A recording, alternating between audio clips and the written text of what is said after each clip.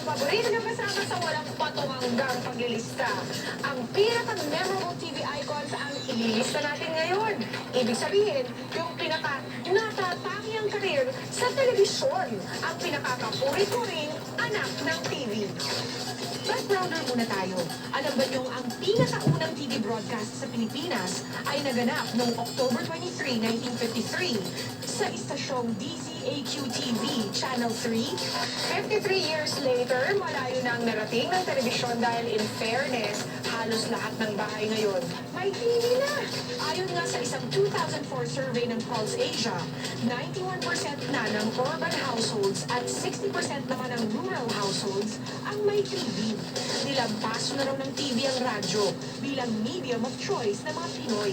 At sa haba ng panahon ng ating pagkatelebabat, di na rin mabilang ang TV personalities na pinatuloy natin sa ating mga sala at nag-iwan ng di malilimutang marka sa ating alaala.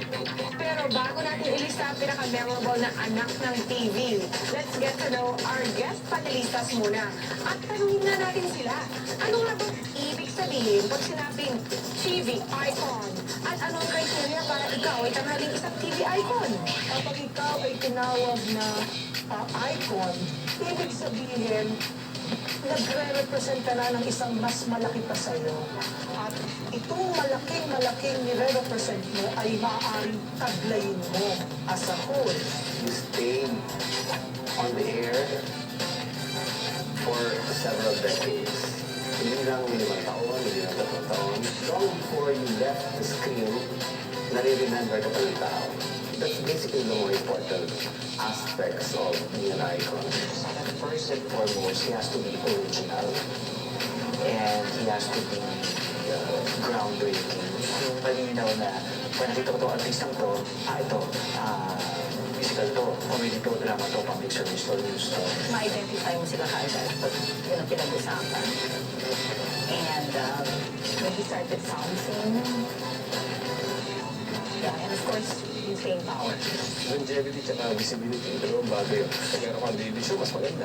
Kung ano yung nasimulan niya, nagiging classic. Meaning, it surpasses, it survives the test of time. And also, nagiging pattern ng mga sumunod na generation, ng mga mauusong palabas. Kahit anong bagay o image yung makikita mo, madali mo i-associate sa kanila ang pagtanggap sa kanya ng mga tao. Kasi marami naman magaling eh. Kaya lang hindi na-create sa mga tao. Kahit na wala na sila sa, hindi na sila, kumbaga, wala na sila sa industriya, mararamdaman mo na, makikita mo at mararamdaman mo na nandito pa rin yung contribution niya. Nabubuhay pa rin kahit sa iba ng mga TV personalities. Kasi ganun yung tatak na ginawa nila sa industriya. Oh, di ba? Talaga namang kagalang-galang ang ating TV icons. Pero matapos ang final tally, akalain yung top 10 na nakapasok sa ating official na listahan. But we couldn't resist na bigyan din ng honorable mention ang ilang formidable names na pumasok sa ating shortlist. Kaya, click nyo na ang inyong nostalgia mode. And let's start our trip down memory lane. Para sa mga batang laking 70s, walang dudang TV icon si Robert Uncle Bob Stewart.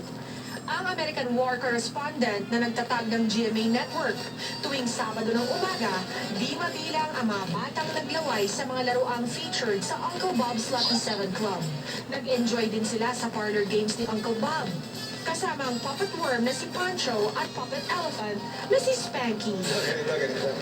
Isang henerasyon naman ng mga batang Pinoy noong 80s ang inangking kuya ang ever-smiling na si Kuya Boji Pascua ng longest-running all-Pinoy children's show na Batibot. Kasama ang puppets na sina Pong Pagong at Kiko Matching, natuto ang mga bata ng kanilang 1, 2, 3 at Abacada at namangha sa mga kwento ng Kuya Boji. Tinaguri ang Kundiman Queen. Reyna rin ang daily noontime variety show noong 60s, si Silvia Latore.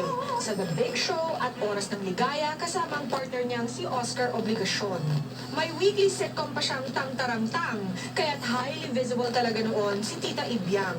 Si Tessie Tomas naman daw ang nagmana ng corona bilang First Lady of Television. Nag-late morning show, nag-drama, nag-sitcom, nag-gag show, nag-talk show, name it. Tessie ng tahanan has done it.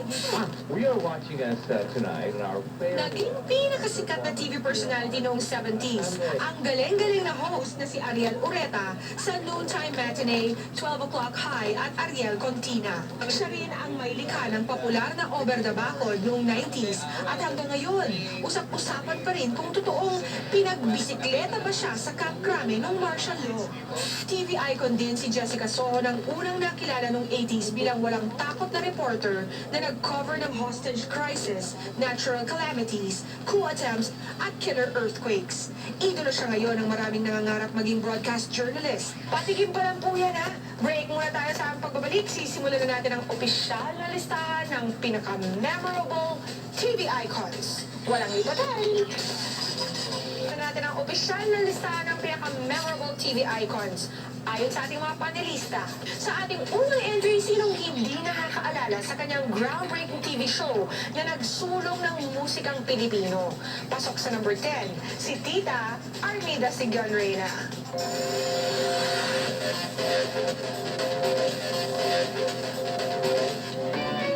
Actress, producer, ex-MTRCB chair, mas tumatak si Tita Med sa alaala ng marami dahil sa kanyang distinct na soprano voice na walang sawa sa pagkanta ng orihinal na Pilipinong musika. Course, hindi pa nauuso ang mga MTVs o ang mga Vs o kung ano-ano mga kanta na pinapauso na may drama. Nag-iisa na si Miss Armida Sigon Reyna. Lalo't-lalo pa na puro sariling atin yung mga kanta na pinapakita niya every week sa Aawitan Kita Special. Ang Armida Sigon Reyna isang icon because ang tapang-tapang niyang gumawa ng mga shows kagaya ng Aawitan Kita. Kapag pinapanood ko, inisip ko, ako na kaya nanonood nito. Pero surprisingly, marami na nanonood. Marami na nanonood na Aawitan Kita. And original si Armida Sigon Reyna because pag sinabi mong Filipino songs, pure Filipino songs, sa tingin si Armida agad ang may isip mo. Binigyan na ng mukha at ng tinig ni Tita Meds ang genre ng musical sa telebisyon na kung titignan natin ngayon ay tila malang music video nga. Pero may added value pa raw pag nanonood ka ng Aawitan Kita. Ano kaya yun? Yung Aawitan Kita, hindi lang basta musical eh. Kasi informative din eh. Sa bawat episode ng Aawitan Kita, di ba may kung saan-saan ang historical places na yan ginagawa eh. So yung mga songs niya, related kung saan sila nag-shoot. Nai-inform ka rin ng yung all about the beauty of the Philippines. Wow, may sceneries! Wow, ang ganda-ganda naman ng kumakanta nasa harap ng Mayon Volcano. Aawitan Kita, special yan. Armida Sigon Reyna against Batanes. Armida Sigon Reyna against Ilocos. Armida Sigon Reyna against Dora Swain Church. Yung gano'n, di ba? Parang yun ang image na iiwan sa'yo ni Armida. Hindi lang yung ganda ng music, kundi yung ganda ng bansa. At kung longevity naman ang pag-uusapan, aba, pasok si Tita Meds dyan. Ngayon, nandiyan pa yung nag-aawitan kita and everybody wants to sing like her. Oo, ilang dekada na si Tita Min. Longest running musical on TV, the only one na medyo naka-center on Filipino songs. Pero ano naman kaya masasabi ng ating panelista sa ilang kritiko na nagsasabing nakatulong nga ba talaga ang ilang dekada ng Aawitan Kita ni Tita Meds sa ating sariling musika? Siguro malakas lang talaga yung puwersa ng colonial mentality natin. So, pop. But I hope that her efforts would not be neglected or ignored or be left unrecognized because napakahalaga nung ginawa niya na dinocument niya yung mga kanta, dinocument niya yung mga lugar, at kumuha siya ng talagang mahuhusay ng mga awit para sa show niya. I think that's something to applaud to. Mula kay Tita Meds, punta naman tayo kay Kuya Eddie. Pasok sa night spot, si Eddie Elarde.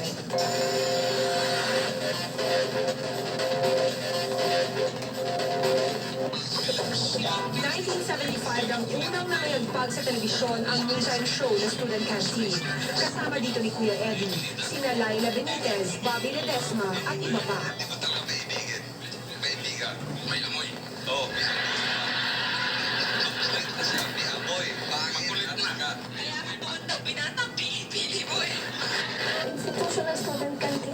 sila ang nag-lord over sa lugar. So, matagal. Sila yung first show, di ba, na nag-center sa mga estudyante, mga singing contest ng mga students, mga IQ7. Naging habit nga ng maraming Pinoy, lalo na ng mga estudyante, ang manood ng student canteen habang kumakain ng tanghalian.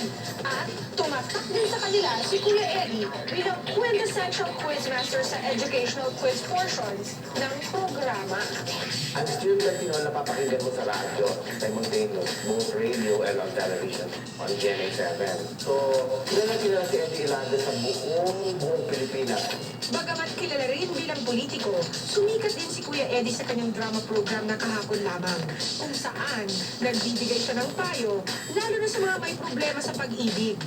Ay, napakasakit, Kuya Eddie. Isa sa mga magagaling na noon, MC. Oo, noon. Ibig sabihin, yun nga sabi ko, icon eh, di ba? Alam, wala na siya ngayon, pero icon siya. Tita Mids, Kuya Eddie, napansin niyo bang close kami? Marahil isang katibayan niyo ng impact ng isang TV icon sa kanyang manonood. Yung tila, inangkin na siya ng mga tao at nakasanayan na siyang tawagin na parang kapag-anak o kapitbahay lang nila. Para sa ating susunod na entry, i-welcome natin ang isa pang sikat nating tito.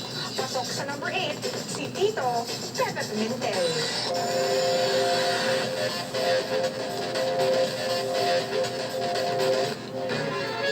1978 nang unang ipakilala sa atin ni Tito Pepe ang kanyang kwarta o kahon na nagbigay ng muka sa genre ng game show sa Philippine television. Of course, kwarta o kahon is Pepe Pimentel. Pepe Pimentel is kwarta o kahon. He also was one of the hosts of Student Canteen. Pag sinabi mo Pepe Pimentel, game show, kahit na isipin mo ba napaka-corny ng mga games na Bueno, sa unang katanungan, Bagamat sikat na sikat to ng kwarta o kahon, walang bumatikos na nagbibigay ito ng false hopes o nagturo ng pamamalimos at pagtutunganga. Ultimately, gold clean fun daw ang idinulot nito sa mga manonood. Pag ikaw ay naghahanap ng pag-asa, parang si Kuya Pepe ang magbibigay sa iyo ng chance o pagkakataon para magkaroon ng pagkakataon na manalo. 1,100! Aba, tigas! Nakakaawa naman sila. Minsan parang sa tono pa lang ng boses mo, parang siguro dapat kwarta, siguro dapat kahon. Yung alam mo, naku, bibigyan niya ako ng pag-asa. So marami pong sumunod ng mga palabas after kwarta o kahon na ganun ang formula. Lahat yan ngayon ng mga naglalaro ng pera. Palagi silang merong huling tawad. ulit ako. Pero, iba, yung huling tawad niya, talagang huling tawad na. Tumagal ng halos 30 years ang popular na game show ni Tito Pepe. May duda pa ba kung ano ang greatest contribution niya sa Philippine television? Lahat ng mga programang ganyan na namimili between kwarta o bag o pas, kwarta o paso, kwarta o kung ano man, lahat yun sa kanya nang galing, kwarta o ano. Pag nakita mo siya kahit saan, alam mo siya si kwarta o kahon. Baka sa kanya manggaling ang pag-asa kung yumaman. Si Pepe Pimentel ay isang icon. Dahil ang wawawi, ang laban o bawi, ang pera o bayong, at kung ano-ano pa ay nagmula sa kwarta o kahon. Aminin natin, Pepe Pimentel yan